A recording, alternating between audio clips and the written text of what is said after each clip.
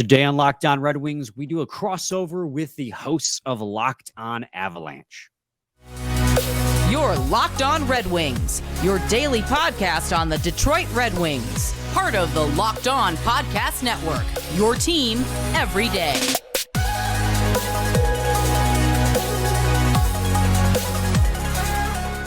We are joined by the hosts of Locked On Detroit Red Wings, Brian Fisher and Scott Bentley. And of course, Mr. Shaggy Von Du, my co-host over at Locked On Avalanche. Thank you for tuning in, making this your first listen of the day. That is always appreciated. We are a lot to get to on this episode because when is there not anything to talk about when it's the Avalanche and the Red Wings? I mean, I think things have calmed down between the fan bases, but it's still there. It's still in the background. It's always in the back of the mind, is it not? Well, it's not only I think what has also helped is that both teams are very like their front offices and coaching staffs are like very like the old boys club is like very much still like kind of running both. Involved. So I think Absolutely. that's probably fueled it a little bit longer as well.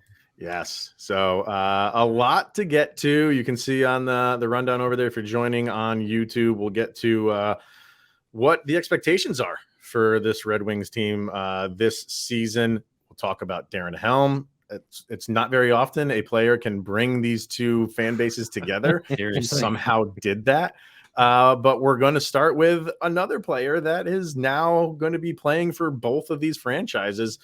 We'll get to everything that the Red Wings have done over this offseason so far, which is a ton. But we're going to start, obviously, with JT Compher. He was, signed by the Red Wings, 5.1 AAV. What was the term on that, fellas?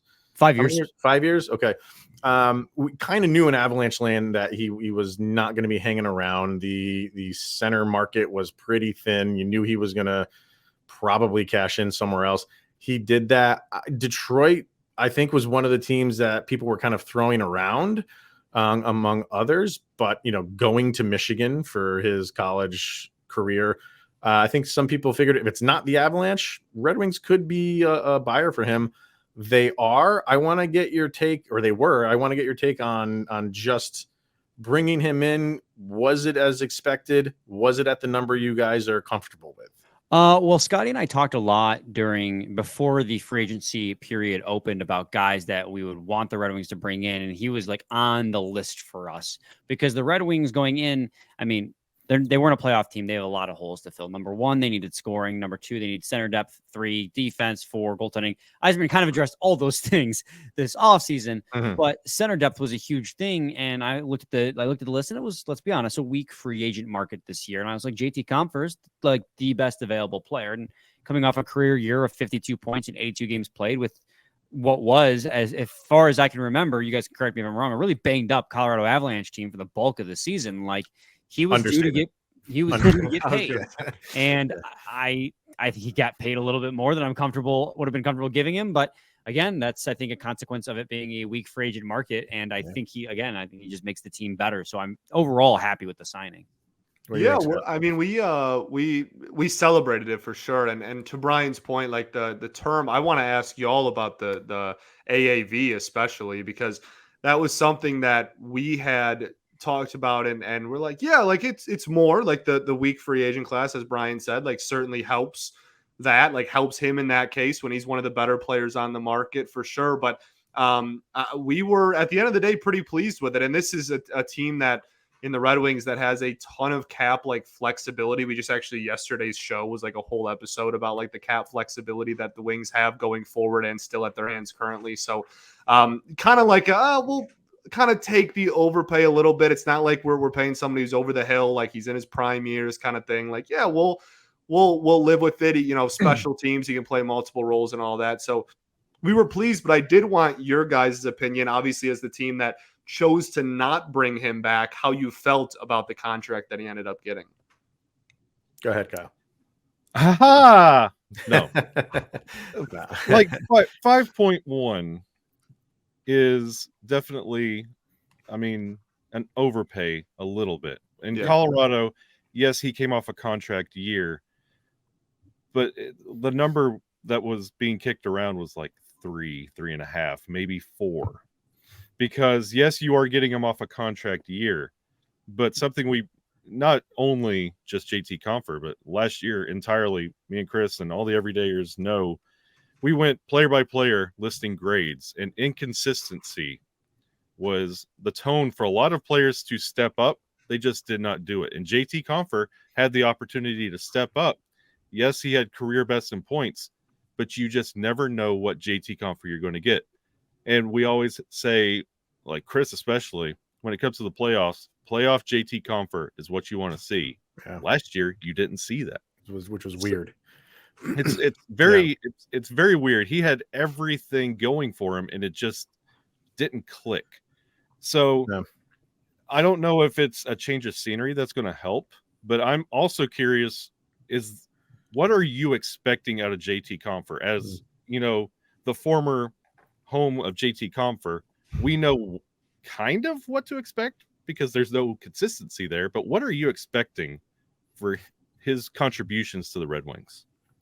Well, I mean, I think so. Brian and I did we've done a couple of episodes kind of like laying out what we expect like the lines to be already, which is like it's July, but like you know what I mean, like sure, now, after like it's the free off-season. agency, right? We added so many players that like it was kind of like justified just because of the influx of talent. So with him, our expectation right now is we actually had a debate, Brian and I, on the show on whether he was going to be the 2C or the 3C. I think we're kind of leaning toward 3 at currently, with Andrew Kopp being the 2C.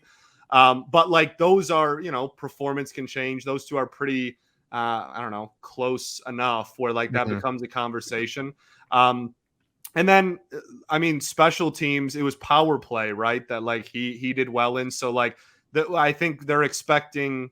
Currently, our expectations are a solid help on the power play and depth center. It might even end up being bottom 6 center, which is like a weird to say for a guy we just gave $5 million. But like, I think if he's getting solid minutes when it comes to third line center and the minutes he'll get on the power play, that'll probably even itself out. So that's kind of where I stand. I don't know if you're, you know, dramatically different or not, Brian.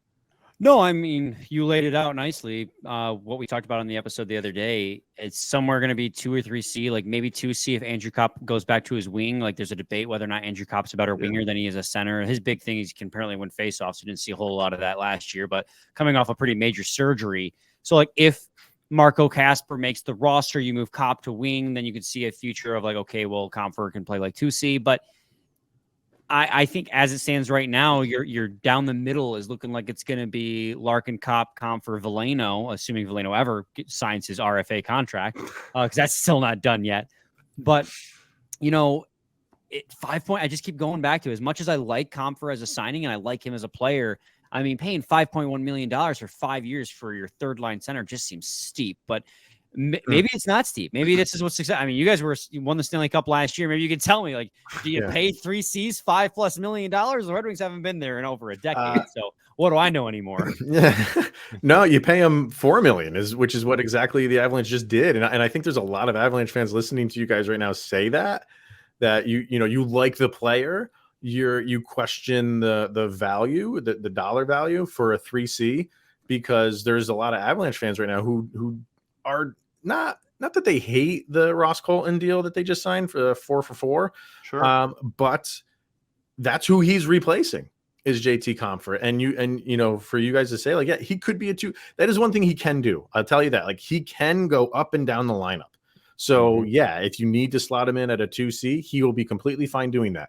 If for whatever reason you guys have some injuries, he's got to step up to the top line. He could do that too. He's comfortable. He is a cool as they come. Nothing really. And when you'll see when he does like interviews, he's very like monotone. He doesn't get excited. And he kind of plays that way, even on the ice. He could have a 5-point night and you wouldn't know it, because he's just very calm, cool, collected. And so you like that about him. Like, he doesn't really just show like this Nathan McKinnon over the top emotion type of guy. But I think for Avs fans, like they were attached to him just because he had, you know, a good amount of years there. But yes, I always looked forward to playoff JT Compher. That's kind of where he always had those years that, like Kyle was saying, just very like inconsistent or consistently inconsistent, I guess we'll say. But when it got to the playoffs, he did turn it up a dial, and that's kind of really where he had excelled. So he has qualities that you like. You mentioned the power play. He's very good. He finds good open spaces on the power play. He played more the second unit for the Avalanche. I don't know where he's going to be on the Red. I don't know what the Red Wings power play unit looks like, where he would slot in. Probably power play 2. I would imagine Larkin will be your 2. center power play 1. So yeah. So I mean, I'm looking forward to seeing what he can do if he can continue his last year with the Avalanche. Did what he was supposed to do. Had a career year and a contract year in a weak center market. And good for and these are two teams that are in different spots when it comes to the cap. I bring up the Red Wings cap friendly. You guys are making moves left and right. And how do you still have $7 million to spend? It's crazy. And then next year they're supposed to have like another 30 million, barring any huge extensions kicking in. But unbelievable. That's what our whole episode on Wednesday was about. Right, Was the rolling cap space that the Red Wings have. It's rolling. Eiserman refuses to give out contracts more than 4 years unless your name's Dylan Larkin. Like, so every year we have plenty of people coming off the book just as much, and it gives you the flexibility there. That's really all it is. Wow. Yeah, and that I think that's the biggest surprise when we talk about this JT Compher contract is that money, because Stevie Y and this rebuild and the eternal rebuild that has become Detroit is how smart they've been with money and how they could put contracts together. And for JT Compher to command 5.1, when yes, realistically he might be a 3C for you guys for a while. It's just, it kind of stands out, but I hope it works out for you. Yeah, me too. Yeah, I mean, same. It's, and I think, you mentioned earlier, you guys had mentioned the versatility of him. I think that certainly plays, not that single-handedly makes it, justifiable or whatnot, but I think that plays a role too. Whatever injuries will happen, lineup shuffling is bound to happen with this team and this coaching staff. It's like their favorite thing to do. So like, I'm sure he'll, on opening night, if he's 3C, I'm sure by, American Thanksgiving, he's going to be like somewhere different. Like that's just kind of how it is. So we'll see, but that definitely was the biggest thing for sure. All right. Let's take a quick break here from FanDuel, and then we'll discuss another player that has ties to both of these teams, and that is, of course, Darren Helm. But first, you can take your swing at betting Major League Baseball on FanDuel and get 10 times your first bet amount in bonus bets up to $200.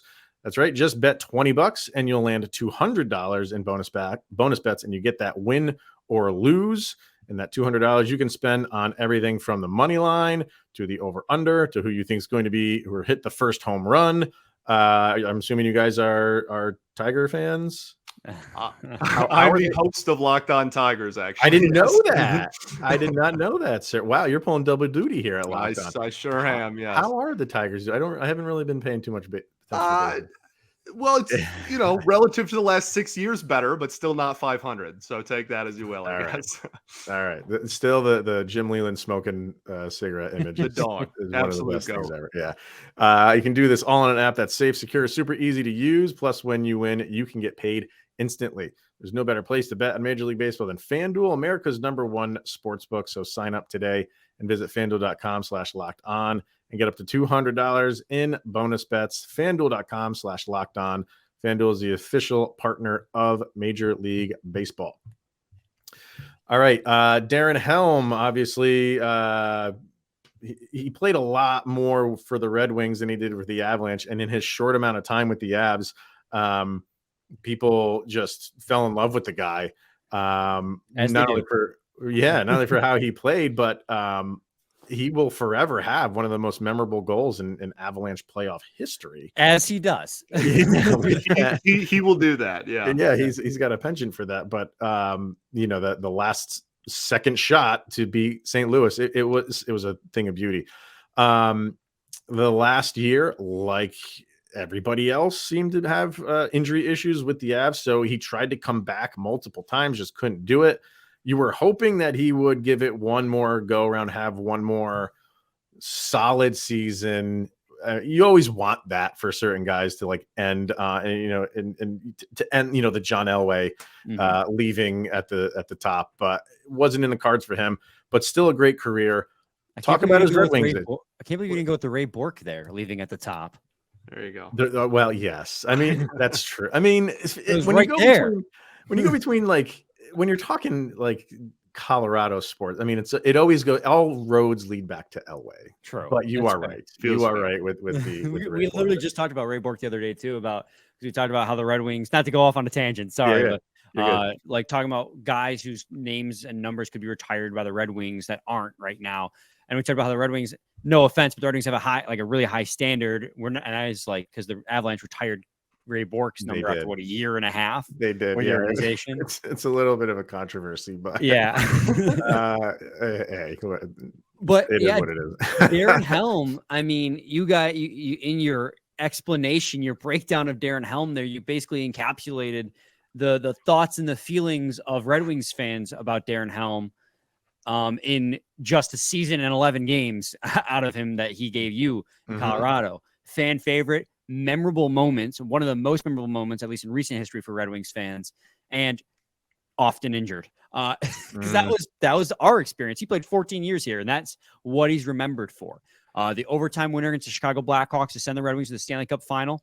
I believe that was in 2009. That was the year he did it. And then constantly being injured. And then just being a fan favorite with the amount of heart, hustle, and absolute sheer speed with zero scoring ability that he had. Zero. Yeah. But when he did, they were beautiful, right? Oh, we loved Darren Helm in Detroit. It was crazy. And the amount of time that he, like, with the beginning of his journey, like starting it out in the minors, and when he does come up, it matters. And it's a great story. And when we were talking about like injury deficits when it comes to the Avalanche in last season, and just like this overall storied career, like Darren Helm's is classic of a guy and a classy individual. Yeah. And for him to have a career with both of these storied organizations, it's poetic hockey romance personified. Literally. I mean, he's like, if you were to make a movie about like a hockey player, it would literally be Darren Helm's career. Like just like constant, adversity, like hurt all the time, like like everything, like back, legs, like you name it. Like at one point we had like a serious injury involving it. But like when he first came up, like the goal, obviously like the shift, like people literally just call it like the shift, like Darren Helm, there's the YouTube video of his against the Blackhawks. Like he had a huge penalty kill too in that series that people, I think that's of course. Shift. Like, so it's just like he has, and then, like I said, like injuries, like not playing a bunch, like then goes to a different team, like, last hurrah, I'm gonna like score like an incredibly important goal, just the same way at the end of my career that I did to start my career, and then right off into the sunset kind of thing. Like just not a perfect ending. Like it really is. It's a how can you not be romantic about hockey type of career. Truly, he really should have not run it back one last time. Like he started his career the Stanley Cup championship. He could have finished it with a Stanley Cup championship and just been like, I'm done. Yeah. That's what I'm saying. That's the poetic way to do it. For you guys, what was your rooting interest during that cup final between the Avs and the Lightning? Was it one of those things where it's just like, I can't root for the Avalanche, but when it's over, all right, Helmer got another one that'll put a smile on my face. How did it go for you guys? Well, we can't root for the Lightning either. Same division. They won 2 straight cups. I personally was like, I'm done with the Lightning. I was actively rooting for the Avalanche, and that's going to come as maybe a blasphemous statement to some of our listeners. But I mean, the brawls happened in the 90s. Like that was 25 years ago at this point. I'm 27. So me, you remember it fondly is what you're saying. I understand, but like these are completely, and Scotty's credit, like he mentioned, front office is very much like those. That's the core, is those guys. But like this team, they're not the same teams anymore. Right. They're very vastly different teams. None of the players from those years are there. So like, I'm like, that rivalry is bookended. It's in the past. Like this is a new Avalanche team. And I really like Cale Makar, and I really like Nathan McKinnon, and I really love me some Darren Helm. So let's get them a cup because they are too good to never have a cup.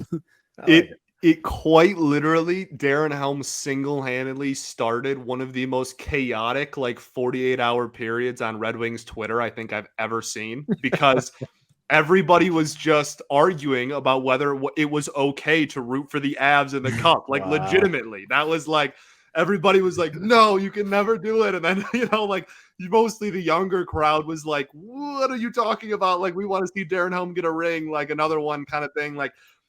I mean, genuinely for 2 days straight, it was just absolute. You couldn't do anything without seeing a bunch of people fighting and calling each other names over whether it was okay to root for the Avs in the cup. So wow. It's funny you asked that, because that was incredibly controversial 2 years ago at this time. Also, the biggest part of the controversy, or the rivalry, was Claude Lemieux, right?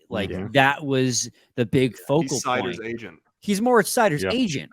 So it's kind of, we're at a point now where it's all just you throw your hands in the air, you go, whatever. Right. I'm with you guys. I was 15, 16 when that rivalry was going on. So I was in the throes of it and remember it fondly, but you're right. It was a moment in time. It was a great moment in time. Fantastic. And we can always look back on it saying that was one of hockey and sports greatest rivalries ever. Mm-hmm. And, now that they don't play they're in opposite conferences, they don't play all the time now. It's fun to revisit it whenever they play each other. But I think that the hatred to me is gone. I don't think it's there anymore. And for us, if the roles were reversed and you guys make a Stanley Cup with JT Compher on your team, depending on who you play, I think that's, it's the matchup, right? I can't think of a Western Conference team that I really care about that I would want.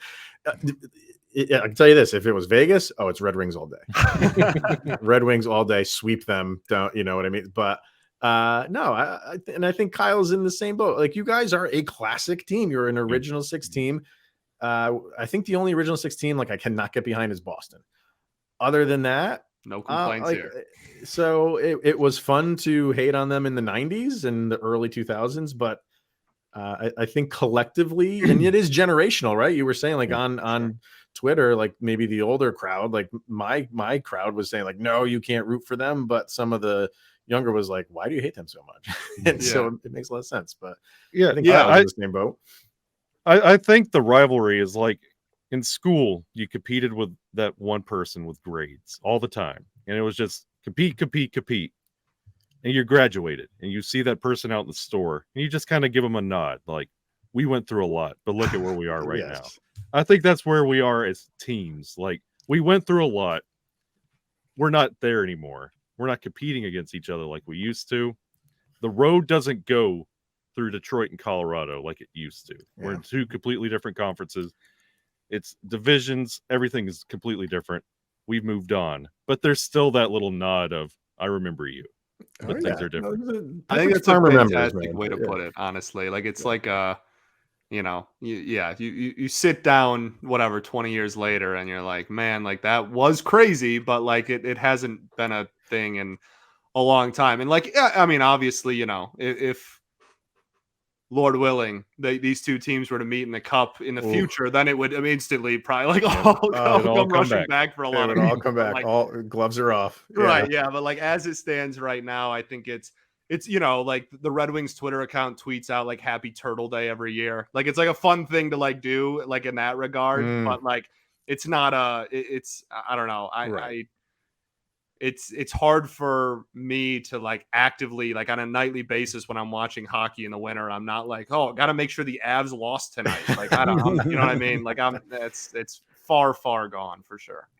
So you mentioned, if these two teams were to make it to the Stanley Cup final, and why don't we just talk about that, where the Red Wings stand going into next season? I was watching the draft, and the Red Wings made, I think, their first pick. And then Eiserman's doing an interview, with ESPN, and he said something where I don't know verbatim what it was, but it was to the effect of we're not there yet. We're not there. We haven't gone out, and we're not going to go get that big name yet because we don't feel like we're there. And that was all bull crap, I think, because was that just like he's playing it so nobody thinks that he's a player, and then he goes and does what he did in the free agency. So I mean, you guys have to be feeling, even with all this money that you still have socked away, the moves that have been made this offseason and all the offseason that have come before it, like all those players are kind of getting their due now. Not all of them, but a lot of them are getting their due. Like, you have to be going into this season, and you did last season. Okay, anything is possible, but is it different this year? Because you guys are really set up to do, I don't want to say do damage, but you could force the issue. You're in a tough conference, however. What's your mindset right now going into this season? I think so. Last offseason, Scotty and I talked, and we were like, this team is better, but it's not there yet. We want to be in the wild card conversation for as long as possible. And they were. You were. I mean, going into the trade deadline, they were like before those back-to-backs against Ottawa, where they crushed us and crushed our dreams. The Red Wings were in a playoff spot. And then they didn't get eliminated from playoff contention until literally the final week of the season. This year, Scotty and I have spoken. We haven't done our whole Atlantic Division breakdown yet, but we're pretty much in agreement that the expectation should be like wild card contention, like not get eliminated last week, but like you need to be pushing for that spot, like in active contention, not like, oh, well, you didn't technically get eliminated until the last week of the season, but like actually there in that conversation. Because after, and I know it was a weak free agent class, and you mentioned the Eiserman thing is so funny because Scotty and I have talked so much about how you can't believe anything that Eiserman says, but when he said that, he got me. Like he got me. I was like, oh, this man, I can't believe he's going to do this. And then he traded for DeBrincat. we are of the mindset, like this has to be the year where it changes. Like you can't get caught in that middle ground. You can't get caught like the Minnesota Wild for decades. Now they're finally making the playoffs, still getting eliminated in the first round. But, you know, for decades, they were that team that just barely missed the playoffs every year. The Red Wings cannot afford to be that team because then you don't get good draft picks and you don't make the playoffs. So it's the worst of both worlds. You have to make that leap. And I think Eiserman has poised the organization to make that leap as soon as this year. Now, I think once Kasper and Danielson and Edvinsson and all their other prospects, because they have one of the best prospect pools in the league as well, really start to crack the lineup, then you're going to really see this team take that real leap. But I mean, with DeBrincat and the free agent signings, this team is better on paper than they were last year. Oh, absolutely. And I think that you could see them make a push, just like you said, though. Really tough division. Yeah, the division certainly is like is a huge factor there. I think it's funny, after Eiserman made those comments, Brian was like, I can't not freaking out about it. He was like, that's so disheartening, whatever. And I was like, my rebuttal to all of it, like I let him go for like whatever 5-7 minutes of just like how disappointed he was, and I was like, my opinion is Steve Eiserman's a liar. Like that is that is my opinion. Like this dude lies. Like he's talks a lot and doesn't say anything. Like this dude is a liar. And obviously the DeBrincat thing happened. And yeah, I emulate a lot of what Brian said. I think last year our prediction was like be one of the best teams to miss the postseason, and that's pretty much what happened. I think we would have liked to be maybe a little closer at the end of it, but they sold at the deadline and whatnot. And so I think that they did that decently well. And I think this year I'm with Brian. I'm pretty lockstep there. I think I don't think it's ridiculous for a Red Wings fan going into opening night to be like, I expect this team to be in the wild card at the end of the season. Yeah. And how do Red Wings fans feel, like we mentioned earlier, like the eternal rebuild that Detroit has been in? You guys are basically building this team in reverse of the rest of the teams in the East. I follow a team or two in the East, and it's always like load up your forwards, address everything afterwards. You have Ville Husso in net. You have a very solid top four when it comes to defense. Now the forwards are coming to play. Now you're starting to put those pieces together. As the proof of concept this far into the never-ending rebuild, is it starting to show? And do you think this is the way you should go if you want to start knocking off the top of the teams in the East? I mean, I love doing like the opposite of like the mainstream flow there. Like there's a plethora of examples. Obviously, as you learned, like I host Locked On Tigers, so there's a lot of examples in the baseball world of teams doing that too. Like everyone's hitting homers. Okay, well now the Marlins are really good. They all hit singles. Like so, like there's examples of people doing that, and I love it. It's also just like very much like I don't know, like Eiserman's type is just like 6'6" Swedish defenseman. Like that's just, we're gonna have a whole blue line of like very very large European defensemen, and so I think that his throughout this rebuild he was given nothing when it came to prospects. Right when the handoff was made, he was given nothing. There was not a very very few prospects in that pool that are like still like even close to impact players today. A couple, but like it's very few and far between. And so he's trimmed off all the cap and all the money that was spent. He started addressing the blue line to shore up that side of it, to your point. And then in the last, I don't know, 3 years, it's been more of like they're still going to get their defenseman every draft. They're still going to get their prototype big defenseman, but they've been, okay, we need some goal scoring at some point. And I think that is really, to me, what the DeBrincat trade signified. Was like, to me, that's the date you circle on your calendar. And then it's like, that's when the Red Wings decided now is the time, because there was no goal scoring. It was the biggest problem last year. It's been the biggest issue for the last couple of years. They have a lot of playmakers and no one that's willing to actually put the puck in the back of the net. And DeBrincat certainly is a shoot first goal scorer. And so like, that's, like address one area through the draft, and then you can sign or trade for something down the road to put you over the edge. And I think that the timing is really the biggest part. And I like the timing currently. Yeah, I mean, Scotty brings up a good point. Steve Eiserman does definitely have a type. He definitely builds. I mean, if this was the NFL, people would say, build the trenches, and that's essentially the NHL version of what Eiserman is doing. Those big defensemen. He likes size on the blue line, size that can skate. Especially like Edmondson's a good skater and Seider is a really good skater, guys like that. But I also think that where they ended up in these draft lotteries has a lot to do with the path they took in these drafts, because I mean, obviously these last 2 seasons, they didn't really have great odds, but there were like 2 or 3 straight seasons where they were in contention for the number 1 overall pick. And we all remember 2020 and Lafreniere. And yeah, he hasn't really panned out. I blame that more on the Rangers' inability to develop talent. And you can't draft a guy number 1 overall and then stuff him on the 4th line and expect him to develop. But that's a whole different conversation for a different day. Tune into Lock On Rangers. Yeah. John Chick does a great job. John's awesome. I think that it also has a lot to do with positional value too, when you think about it, because in the NHL, like defensemen are really hard to evaluate. You can get a goal scorer in every single draft.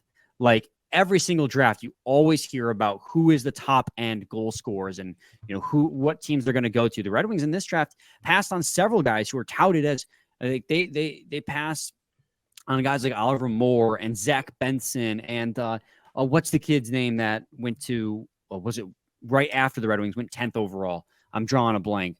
But a European kid, really well known for being such a great scorer. One of our commenters will tell me what it is. Which draft is this? Which year? This one. This year. This past one? Okay. Like even this year in a stacked draft, they went with a 2-way center as their pick. Like they clearly have a pathway, because Eiserman thinks he can get scoring in pretty much any draft if he really needs it, or address it via trade by a guy who just wants to simply come home and Alex DeBrincat.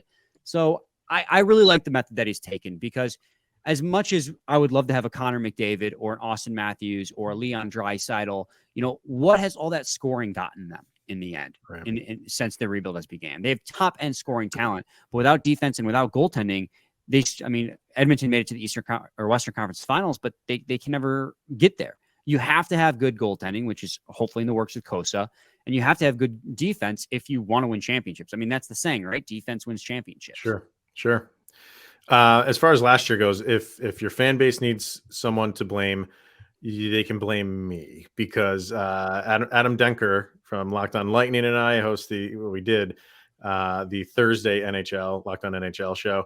And at the trade deadline, we gave our teams that we thought were going to make a run. I picked the Detroit Red Wings. So I'm not saying I have like the kiss of death, but it's all part of the plan. Yeah. So that's totally my fault. But you guys are there is one Red Wings hockey jersey in my home. It belongs to my wife because she loves Ferris Bueller. And nice. He's got, so she has that jersey just because of that. There might be a second one coming, and the people that listen to our show every day, they're probably going to be annoyed with me bringing up Shayne Gostisbehere again, because he's just like my favorite player for a reason. He went to college where I grew up at Union College in Schenectady, New York, right? So I've just followed him around, and I have his jerseys for every team that he's gone to. Wow. I can't stop the train right now. So there might be, I'll just say it's my wife's. I'll just say it's her. But talk about that. Like I know it wasn't going to happen that he was coming to the Avalanche, but I just, in the back of my head, I just want him to maybe just 1 year come to the Avalanche so I can get an Avalanche Shayne Gostisbehere jersey. You guys nabbed him. Another great move. Thoughts on him? Where's he fit in with you guys? I mean, we're pumped. Like for Brian and I, we did when we did our free agency recap I can't remember if you agreed or if you picked someone else, Brian, just for the sake of picking someone else, but like we were pretty lockstep and like this is our favorite signing of the entire offseason. Like genuinely, I mean, this dude is a legitimate, like kind of quarterback defensively. That's not a liability, defensively either. And yeah, it's funny because like I also have like weirdly like really like Ghost for his entire career. I really like that Phillies team that he came up on and debuted with for whatever reason. I really liked them, and so seeing him bounce around and his Philly career was obviously a roller coaster of ups and downs. But we're thrilled. We're absolutely thrilled about it, and it's a kind of a mutually beneficial, both parties thing. He gets a 1-year deal.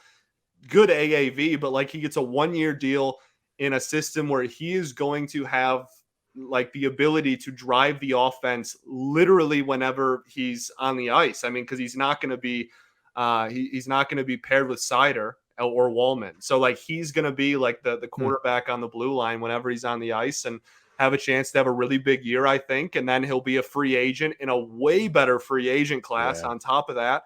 And he can go out and truly get kind of like a long-term, like find your next home, like a real bag.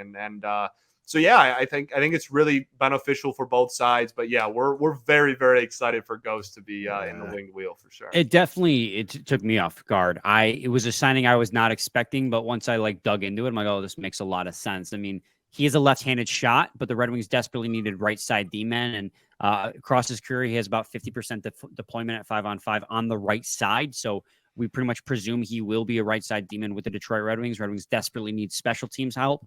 He's great on the power play, so he'll probably be playing power play 1 or power play 2, just feeding DeBrincat on the wing or Perron on the wing for one-timers.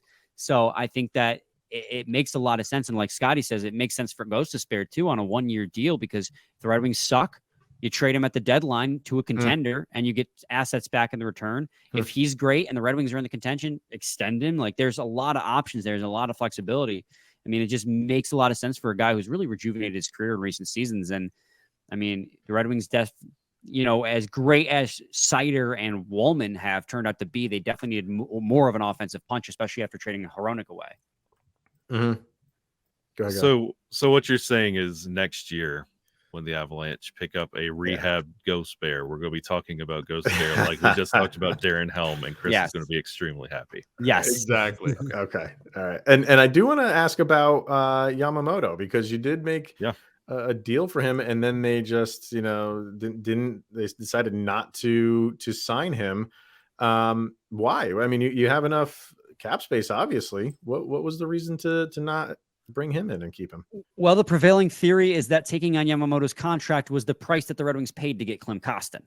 That Klim Kostin is actually the player that Detroit Red Wings wanted, which is funny because he was an RFA headed to Russia So, I mean, yes, the Edmonton Oilers had the rights to him. I guess the Red Wings see something in Klim Kostin that is kind of like a diamond in the rough situation, and he would have an opportunity with Detroit. I mean, he's a big winger. So the Red Wings could use a couple more big wingers. But when it comes to Yamamoto, I thought it made sense to kind of take a flyer on a guy, but they do have a lot of wingers already. So it might have just come down to roster size, especially with prospects pushing. With Yamamoto's age, buying his contract out is only going to cost him $500,000 for 2 years. So it's not like it's going to really hurt them. So I think it really just comes down to the Red Wings wanted Klim Kostin. Ken Holland said, okay, take Yamamoto too, because they only gave up cash considerations or future considerations. So. Yeah. So they were just like, okay, we'll take Yamamoto and then we'll decide if we want him or not. And they're like, no, we got enough guys. And did he go back to Edmonton, or he's nowhere right now? Seattle, you're right. Yes, Seattle. That was a pretty good pick. And another guy that I was wanting the Avalanche to look into, Daniel Sprong. Too. Yeah. That was another guy. It's just all the guys that I wanted just said, no, we're going to freezing cold Michigan. Not that freezing cold Colorado's any better, but so like that's like we signed 10 people and made a trade. God. So like it's I mean that really was the majority. we were overwhelmed as well. Yeah. Active day. It was an active couple days. I mean, the off season is supposed to be slow for most. Content for you guys was not a problem. You should have seen my reaction when they signed a second goalie. I was like, "What are we doing? What is happening? Why did we sign 2 goalies?" Wow. So, I mean, overall though, like so far, very good off season for the Red Wings. I hate to throw a prediction your way. We're in July. If you had to tell me right now they make the playoffs, I know what you said about they got to be there. You can't be, can have another year where you're eliminated in the last week. You're going up these steps, right? And you're gradually going up the steps. And the next step is playoffs. Do they get there? Do you feel confident saying right now that they can clinch one?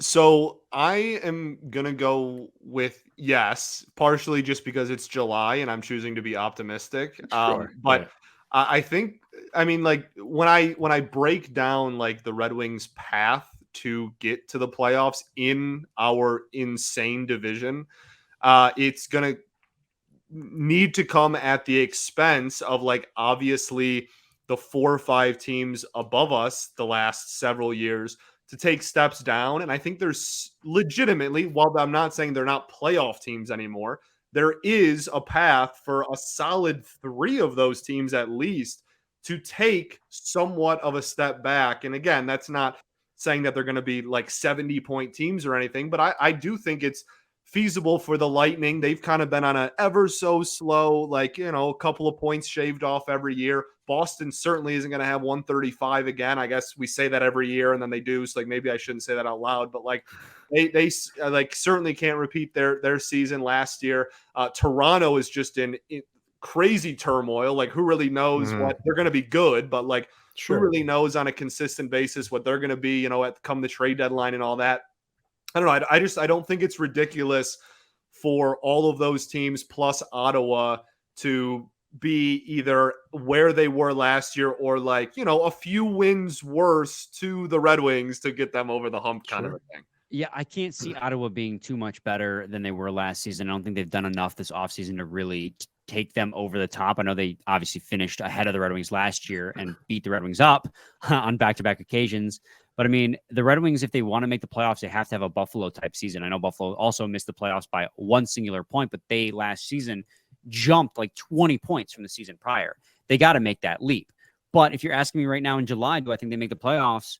I think they do as wild card too. And the reason I'm saying yes is because how much longer do we kick the can down the road? Yeah. Like it's got to be at some point you got to just go for it. And I think all of the acquisitions that Eiserman made this offseason, he addressed goal scoring, defense, center depth, goalie depth.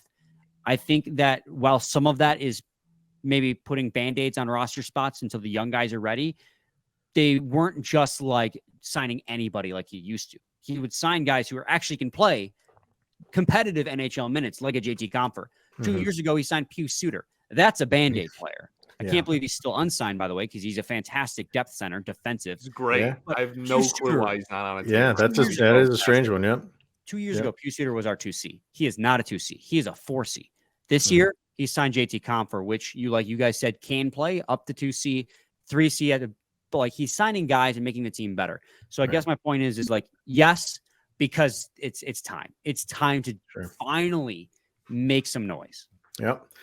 And we have 2 months and some change before the season starts. You guys could make 10 more moves in another goalie signing if you want to between now and then. Travis, certainly another goalie. Can't have too many of those. We're really big on goalies this offseason for 2 months and $7 million. Right. Yeah, absolutely. I know we're not trying to make this an hour-long show or anything, but I mean, we talked earlier, to throw it back to you guys a little bit. Yeah. Last year was obviously, like, I don't even say this to like salt in the wound, like genuinely one of the most injury riddled teams I think I've seen in professional sports, like in recent memory, like in all 4 sports, legitimately. And so I'm wondering if the mindset is like, not like a punt year last year, but like, we still know what we are when everyone's fully healthy.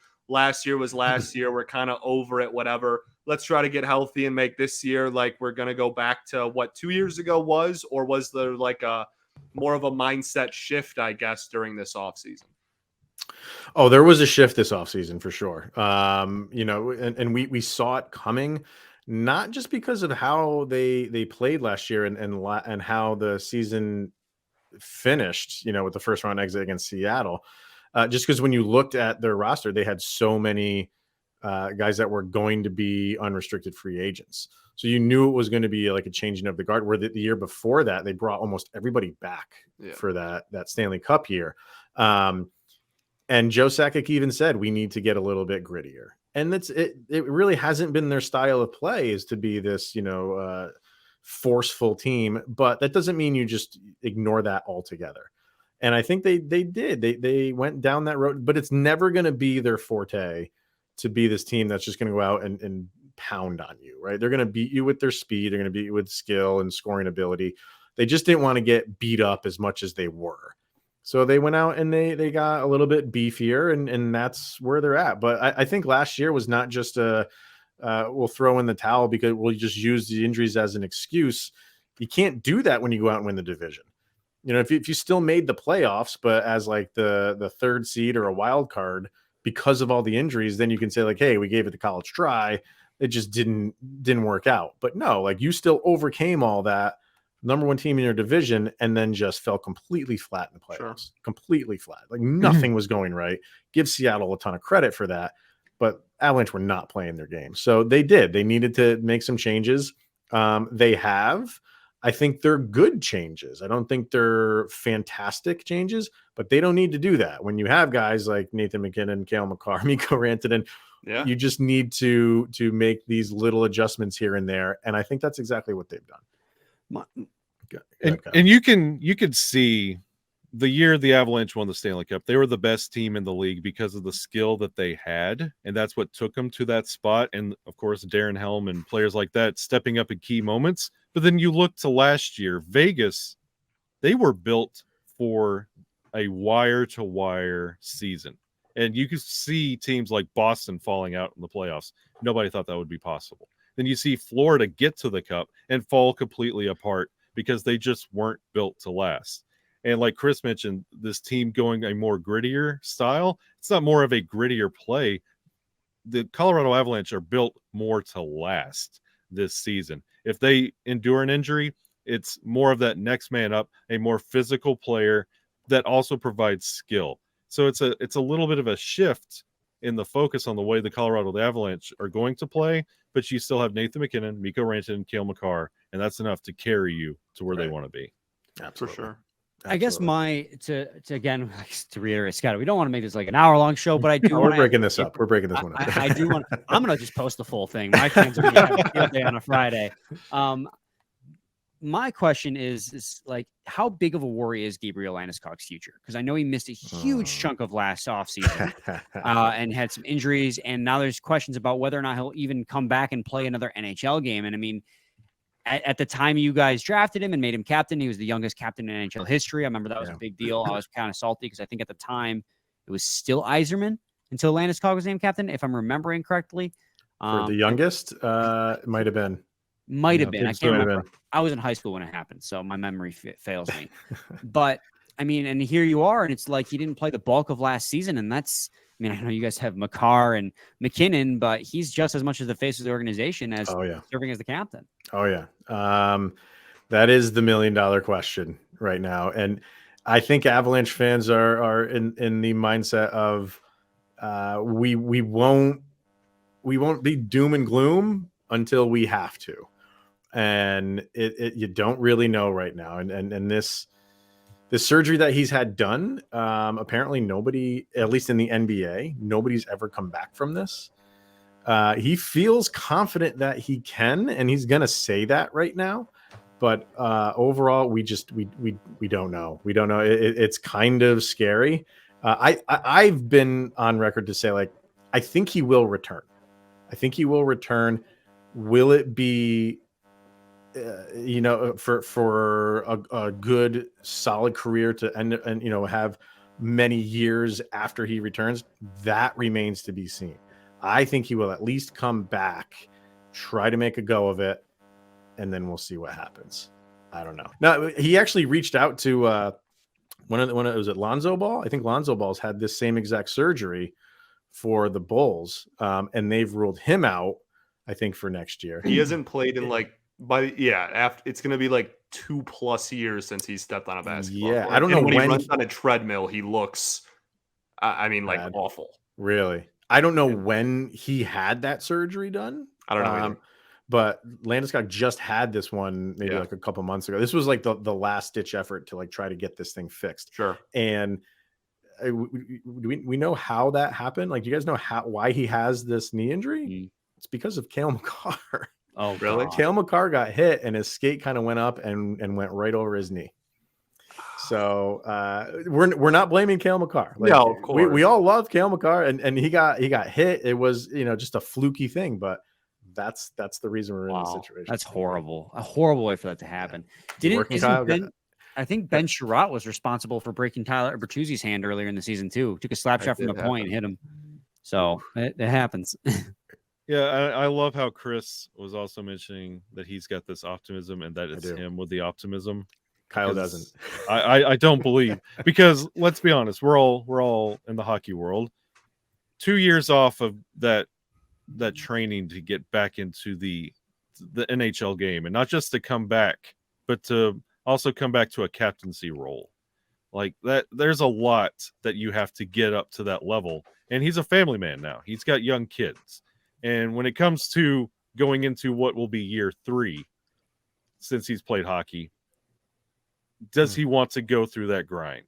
Does he want to get to not just hockey level, not just get out there and let's have a catch? No, he wants to get out there and play NHL level hockey. That's going to be a tall task. And I don't know if Landeskog, when he gets to that moment, is going to say, yeah, I can do this. I think he's going to say, you know what? I tried. I've done everything I possibly could. That's why we went with this surgery. And I just can't perform at an NHL level.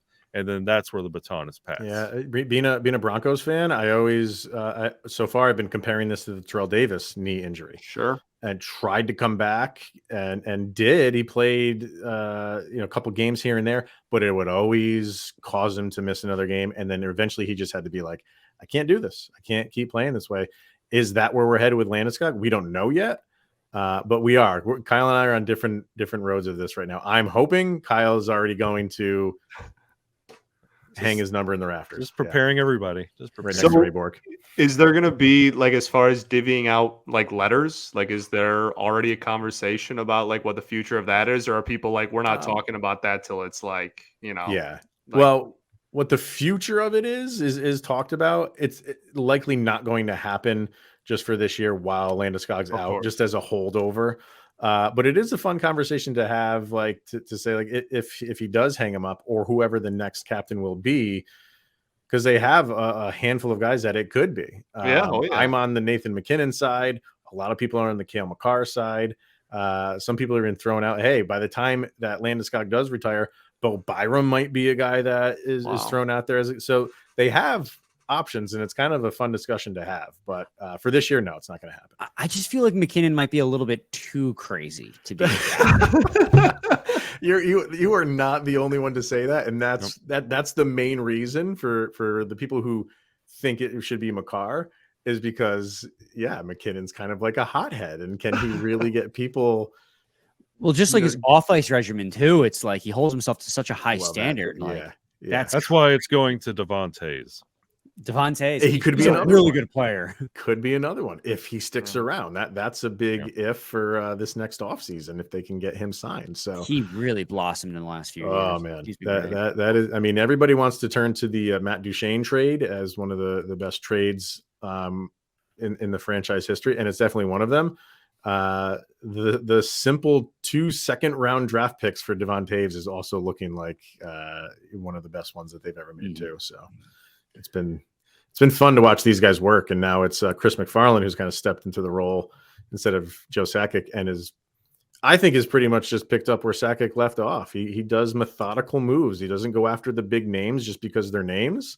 He goes for the guys that they have a system, and they want guys, and they have a system, and they have a kind of like what you guys were saying with Eiserman, who they look at, the makeup of the guy, and they want good, high character guys, and that's who they bring in. So far it's been working. So yeah, man. I think we should wrap it up right there. I think that'll just about do it. But this was good stuff, man. So good luck for this season. I'm sure we will link up maybe at some point during the season, maybe halfway point, see where we are with things and how things are going. So why don't you guys throw out where people can follow you guys? At Brian Fisher, WWJ. WWJ is the radio station I work for. And our Locked On Twitter account is at LO_Red Wings. And Scotty? My Twitter is at Bentley Scotty. That's the Red Wings Twitter. And if you're randomly an Avalanche Detroit Tigers fan, you can find that Twitter it's at Locked On Tigers. So there you go. I mean, Kyle is an Avalanche Braves fan, so that's an odd combination. Interesting. So there probably are. There's a lot of like Braves and Cubs because of the TV deals in the 90s and 2000s. Yes. There's a lot of those kind of implants around though. And if any of your Red Wing fans want to follow us over in Avalanche land, follow the show on Twitter. There probably will be some. Yeah. We welcome them. I've had some good conversations with Red Wings fans. Yeah. LOP_Avalanche on Twitter. Locked On Avalanche on Instagram, obviously, as well. Kyle has his own Twitter page. That's right. You can follow me at Shaggy Von Doom. Shaggy Von Doom. All right, guys. Thanks for doing this. We'll check in with you guys before the season starts and during as well. So perfect. Sounds good. Thanks, all right, man. Guys. Thank you, everybody, for tuning in, making it your first listen of the day. Greatly appreciated.